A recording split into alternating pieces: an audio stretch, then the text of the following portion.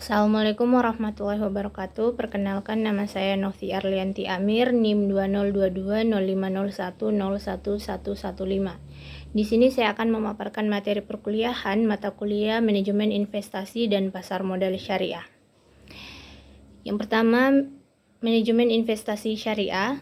Investasi syariah adalah modal yang sesuai dengan prinsip syariah Islam, sedangkan manajemen investasi syariah adalah pengelolaan aset yang beragam sekuritas atau surat berharga seperti saham, obligasi, properti dengan tujuan mencapai target investasi yang menguntungkan bagi investor secara profesional.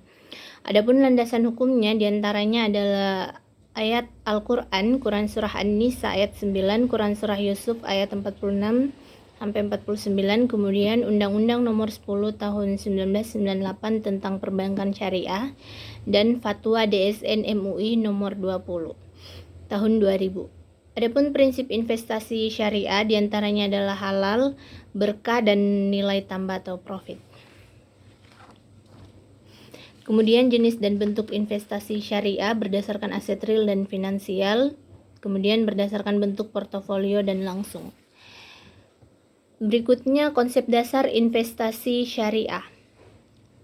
Dalam Islam, investasi harus sesuai prinsip syariah dan menghindari riba, bunga, gharar atau ketidakpastian, dan maisir atau spekulasi. Jenis-jenis produk investasi di perbankan syariah diantaranya adalah yang pertama tabungan dan deposito syariah, yang kedua reksadana syariah, yang ketiga sukuk atau obligasi syariah, yang keempat investasi berbasis emas, kemudian yang kelima saham syariah, yang keenam asuransi syariah, yang ketujuh tabungan pendidikan syariah, 8 ETF syariah atau Exchange Traded Fund, kemudian yang 9 obligasi berkelanjutan atau Sustainable Sukuk, kemudian yang 10 efek syariah. Selanjutnya pasar modal syariah. Pasar modal syariah adalah pasar modal yang menggunakan instrumen dan mekanisme sesuai prinsip syariah Islam, antara lain tidak boleh ada riba, gharar, dan maisir. Produk investasi syariah diantaranya adalah 1. Saham syariah, kepemilikan perusahaan sesuai syariah. Yang kedua, sukuk atau obligasi syariah, surat utang jangka panjang berbasis bagi hasil. Kemudian yang ketiga, reksadana syariah, yaitu dikelola berdasarkan prinsip syariah. Kemudian yang keempat ada efek beragun aset syariah atau EBA syariah, efek dari kontrak investasi kolektif. Kemudian yang kelima ada surat berharga komersial syariah atau pembiayaan jangka pendek sesuai syariah. Peran dan fungsi pasar modal syariah diantaranya adalah yang pertama sebagai sumber pembiayaan bagi perusahaan, kemudian yang kedua sarana investasi halal bagi investor dan penghubung antara investor dan korporasi. Kemudian fungsinya adalah diantaranya yang pertama menghimpun dana dan mengalokasikannya secara efektif, yang kedua mendorong pertumbuhan ekonomi, yang ketiga menyediakan peluang investasi halal, yang keempat meningkatkan transparansi dan tata kelola perusahaan. Baik, materi selanjutnya reksadana syariah. Reksadana syariah ini adalah wadah untuk menghimpun dana dari masyarakat pemodal untuk diinvestasikan dalam portofolio efek dan oleh manajer investasi dengan pengelolaan sesuai prinsip syariat Islam. Mekanisme operasionalnya adalah menggunakan sistem wakalah atau perwakilan antara pemodal dan manajer. Kemudian investasi mengikuti yang telah ditentukan prosedurnya, kemudian terdapat hak dan kewajiban bagi kedua pihak. Perbedaannya dengan reksadana konvensional adalah reksadana syariah hanya berinvestasi di sektor halal, sedangkan reksadana konvensional bisa berinvestasi di sektor yang tidak sesuai dengan prinsip syariah. Kemudian hubungan hak dan bagi hasil, kesepakatan melalui musyawarah untuk penyelesaian perselisihan, kewajiban manajer investasi dan hak investor. Hasil investasi dibagi sesuai kesepakatan dan mekanisme yang transparan. Materi selanjutnya obligasi syariah atau sukuk. Sukuk atau obligasi syariah adalah surat berharga sebagai instrumen investasi yang diterbitkan berdasarkan suatu transaksi akad syariah yang melandasinya. yang berupa ijarah atau sewa, mudharabah atau bagi hasil, musyarakah atau yang lain.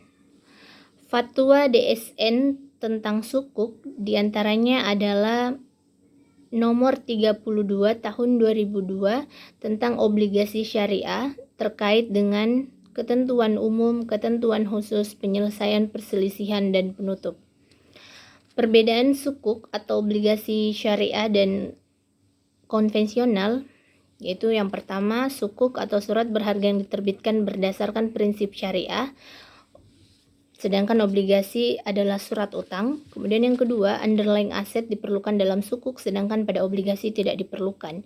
Ketiga, sukuk berdasarkan prinsip syariah, sedangkan obligasi tidak berdasarkan prinsip syariah.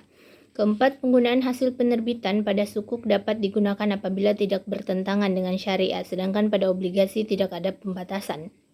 Yang kelima, penghasilan pada sukuk yaitu imbalan bagi hasil dan margin, sedangkan pada obligasi adalah bunga.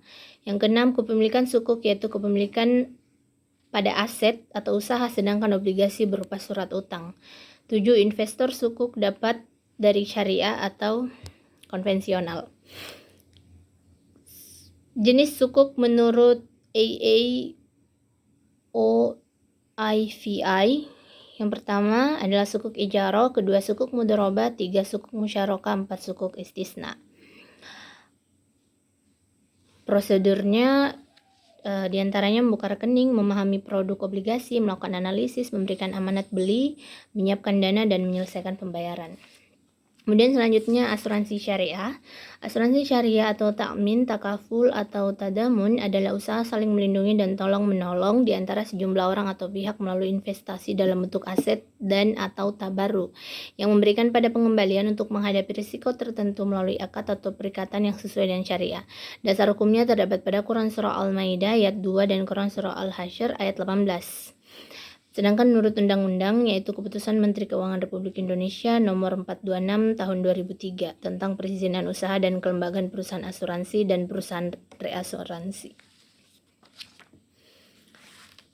Kemudian akad-akad dalam asuransi syariah diantaranya adalah akad tabaru atau penjanjian nirbala atau sukarela yang melibatkan pemberian tanpa imbalan dengan tujuan tolong-menolong dan berbuat kebaikan. Kemudian yang kedua ada akad tijarah atau perjanjian komersial dalam ekonomi syariah yang dilakukan untuk mencari keuntungan. Selanjutnya, zakat sebagai instrumen investasi publik.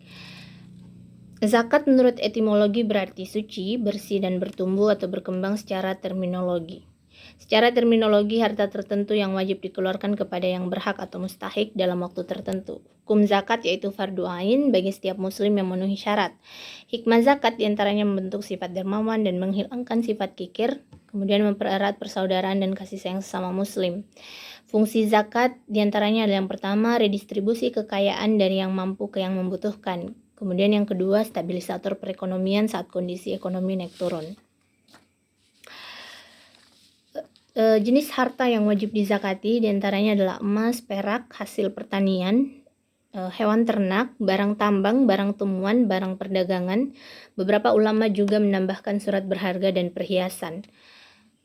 Peranan zakat sebagai investasi publik adalah mendorong pemanfaatan aset tidak produktif, alternatif investor sosial yang tidak hanya bernilai ibadah tetapi juga memiliki dampak ekonomi.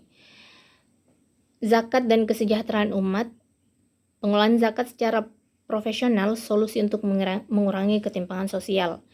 Dana zakat dapat digunakan untuk dana sosial, dana pembangunan, dana prestasi kerja, dana pembinaan dan pengembangan, serta dana pembebasan utang. Selanjutnya, infak dan sedekah sebagai instrumen investasi syariah. Infak berasal dari kata anfaqa yang berarti mengeluarkan sesuatu atau harta untuk kepentingan sesuatu. Menurut terminologi, infak mengeluarkan sebagian harta untuk kepentingan yang diperintahkan Islam, tidak ada batasan nisab. Perbedaannya antara zakat wajib dan ada batasan atau nisab, sedangkan infak sukarela bersifat materi, sedekah sukarela bisa materi atau non-materi. Fungsinya untuk ekonomi dan sosial. Untuk yang pertama adalah menumbuhkan harta dan pahala, kedua mengurangi kemiskinan, menumbuhkan solidaritas sosial. Investasi dari dana infak dan sedekah diantaranya adalah yang pertama investasi di ruko atau properti, kemudian kedua mudharabah, ketiga musyarakah, dan 4 persewaan aset.